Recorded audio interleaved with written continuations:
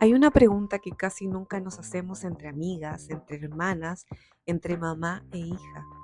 ¿Cuánto ganamos? ¿Cuánto tenemos ahorrado? ¿Cuánto debemos? Hoy te voy a explicar por qué ese silencio nos está costando muy caro. Y te voy a confesar algo. Yo estudié ingeniería comercial, trabajo con números todos los días y aún así me costó años atreverme a hablar abiertamente de mi propia situación financiera. Y si a mí me costó, imagina lo que le pasa a millones de mujeres que nunca tuvieron ese entrenamiento. El dinero no tiene género, pero la forma en que nos enseñaron a hablar de él sí. Te doy la bienvenida al primer episodio de Mujer, Dinero y Libertad.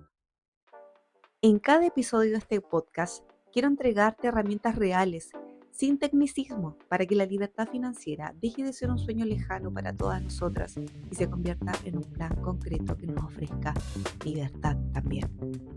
Para eso, hoy día quiero comenzar por la base de todo, y es ¿por qué nos cuesta tanto hablar de dinero y por qué eso tiene que cambiar? Yo soy Camila, ingeniera comercial, y cuento con un diplomado en evaluación de proyectos de la Universidad Adolfo Ibáñez. Y tengo más de 10 años de experiencia formando y haciendo crecer negocios. He tenido que aprender a las patadas a manejar mis propias finanzas. Y te cuento esto porque no te voy a hablar desde la teoría solamente. Te voy a acompañar con lo que he vivido tomando decisiones financieras reales, con los aciertos y también con los errores.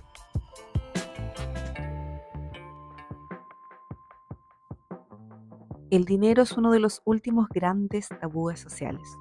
Se habla más de salud mental, de relaciones, de maternidad, que de cuánto se gana o cuánto se debe. Para las mujeres este silencio tiene una gran capa extra.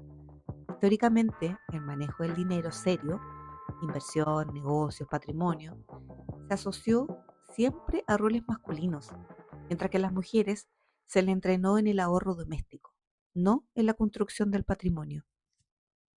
Ejemplos cotidianos con los que cualquier oyente se identifica es no saber cuánto gana una amiga cercana, pero sí saber toda su vida amorosa. ¿Sí o no? Sentir vergüenza al preguntar cuánto cuesta esto, en verdad, en una negociación o entrevista de trabajo. O heredar la frase, eso no es tema de mujeres, para eso está tu marido o incluso tu papá. ¿Sabías que en Latinoamérica solo el 7% de las posiciones en fondos de inversión están ocupadas por mujeres? No es que las mujeres no nos interese invertir, es que históricamente no nos sentamos en esa mesa. Y eso no es casualidad, eso es resultado directo de no hablar de dinero entre mujeres. El Banco Mundial mide algo simple. ¿Cuántas mujeres tienen una cuenta bancaria a su nombre? En Latinoamérica, solo un 61,9% de las mujeres tiene acceso, frente a los hombres, que tienen un 74,1%, una brecha de más de 12 puntos, solo para tener algo tan básico como una cuenta. Esto es según distintos estudios del Banco Mundial y Mastercard en los últimos años. Te voy a contar algo que nunca he dicho tan abiertamente como lo voy a decir ahora. Cuando mi papá se fue de la casa, fue mi mamá quien tuvo que hacerse cargo de mi hermana y de mí, y por lo tanto, de todas las finanzas del hogar.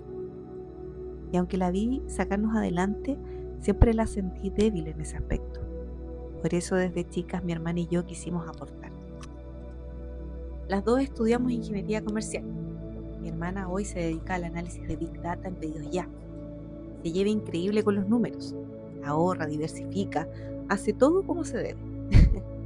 Y yo cargué con un patrón distinto.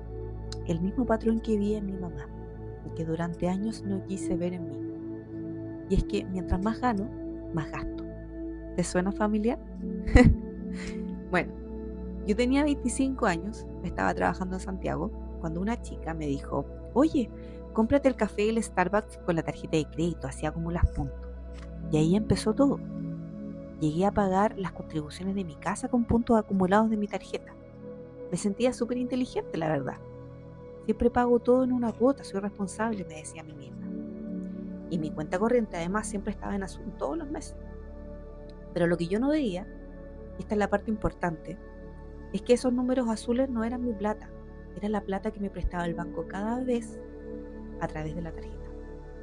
Yo no estaba gastando de mi billetera, estaba gastando de la billetera del banco y devolviéndosela mes tras mes sin darme cuenta. Bueno, ese hábito me duró 10 años, desde los 25 hasta los 35 años.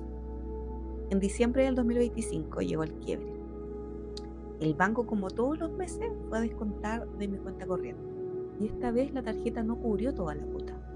Así que me tuve que traspasar dinero extra desde la cuenta de mi negocio, cosa que ni siquiera estaba permitida porque yo ya había hecho mi retiro de ese mes. Y eso no pasó una sola vez, pasó varios meses seguidos. Llegué incluso a pedirle plata prestada a mi hermana chica. Y ni con eso me alcanzaba, así que tuve que también pedirle al banco. Así que ahí fui y paré.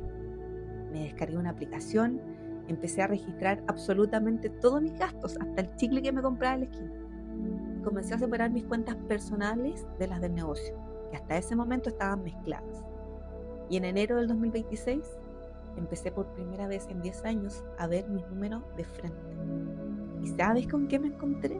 Me encontré un desastre, pero un desastre que finalmente yo podía ver, que por lo tanto finalmente podía arreglar.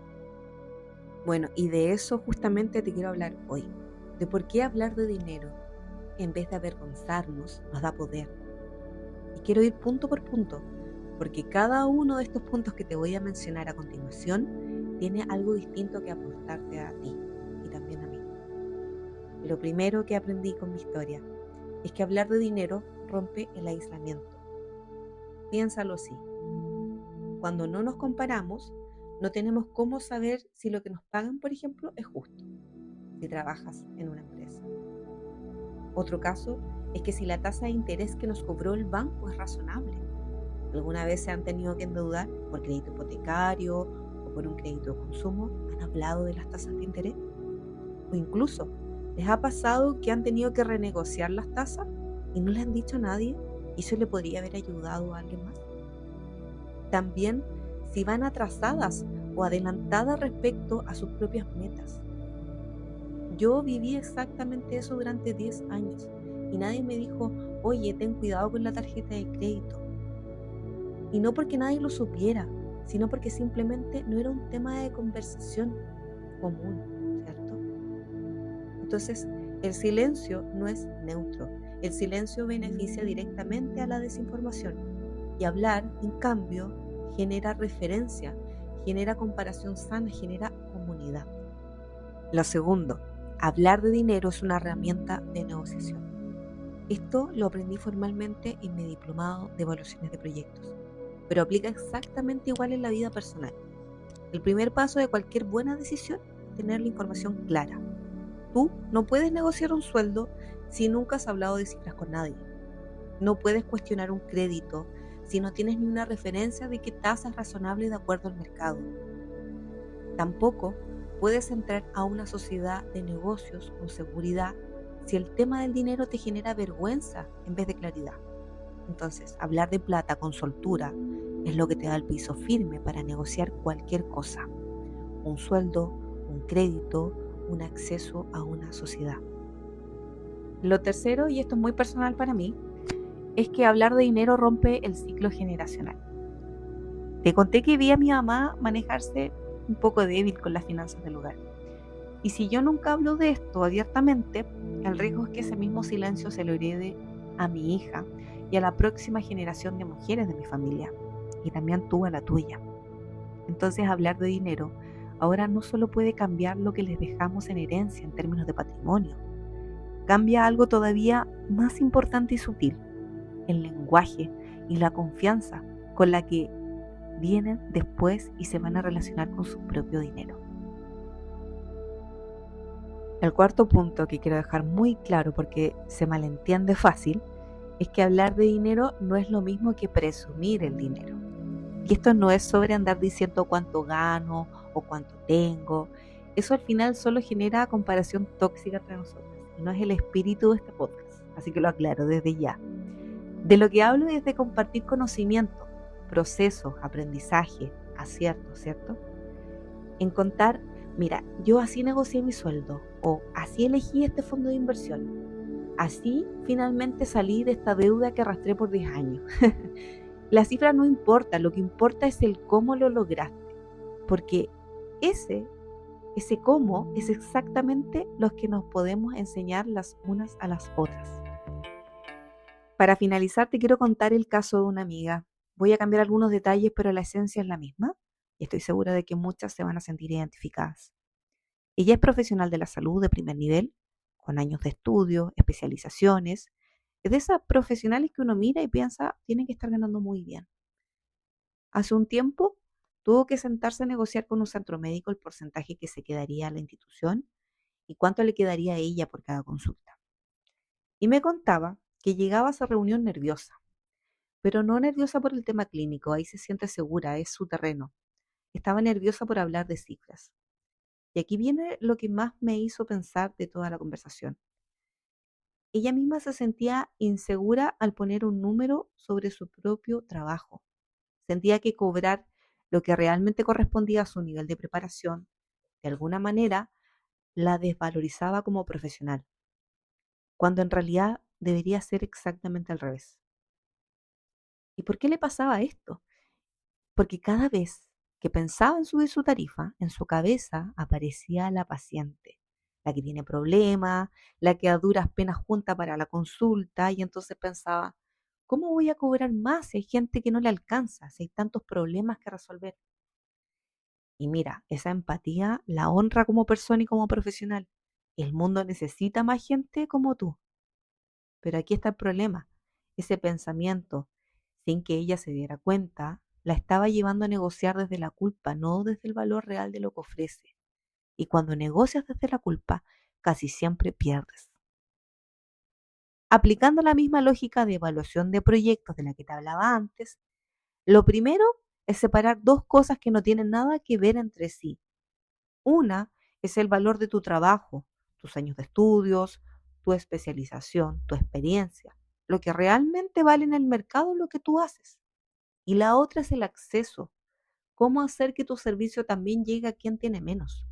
Son dos problemas distintos y se resuelven con herramientas distintas. Por ejemplo, tarifas diferenciadas, descuentos puntuales, convenios, horarios solidarios. Hay mil formas de resolver el acceso. Lo que no puedes hacer es resolver el problema del acceso bajando tú sola el valor de tu propio trabajo cada vez que negocias. Ahora la buena noticia es que una vez que mi amiga entendió eso, le cambió completamente la forma en que entró a esa negociación.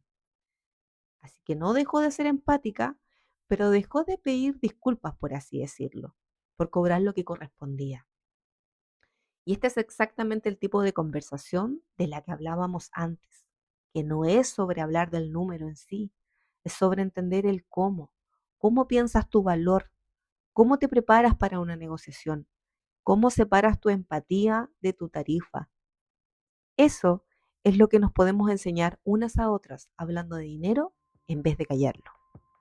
Y antes de cerrar este primer episodio, te quiero dejar una tarea. Mi invitación es la siguiente. Elige una persona de confianza, puede ser una amiga, tu hermana, tu pareja, tu mamá, y atrévete a tener una conversación de dinero que normalmente evitarías. No tiene que ser sobre cuánto ganas exactamente, si eso te incomoda todavía, pero puedes preguntarle algo. Por ejemplo, cómo negoció su sueldo la última vez, o si no lo hizo, por qué no lo hizo, cómo fue que decidió hacer su primera inversión, o simplemente cuéntale algo tú, como hice yo hoy día contigo, ese hábito financiero que sabes que tienes y que nunca te has atrevido a decir en voz alta. Acá el objetivo no es la cifra, el objetivo es romper el hábito del silencio, con una conversación a la vez. Hablar de dinero no nos hace menos elegante, menos femenina ni menos prudente, nos hace más libre. Y de eso se va a tratar este podcast, episodio tras episodio, de darte herramientas reales, sin tecnicismos y sin vergüenza, para que la libertad financiera deje de ser un sueño lejano y se convierta en un plan concreto. En el próximo episodio vamos a seguir construyendo sobre esto, así que no te lo pierdas. Si esta primera conversación te hizo sentido, sígueme en Mujer, Dinero y Libertad en Spotify y en YouTube. Y cuéntame en los comentarios con quién te gustaría tener tu primera conversación de dinero esta semana. Nos escuchamos en el próximo episodio.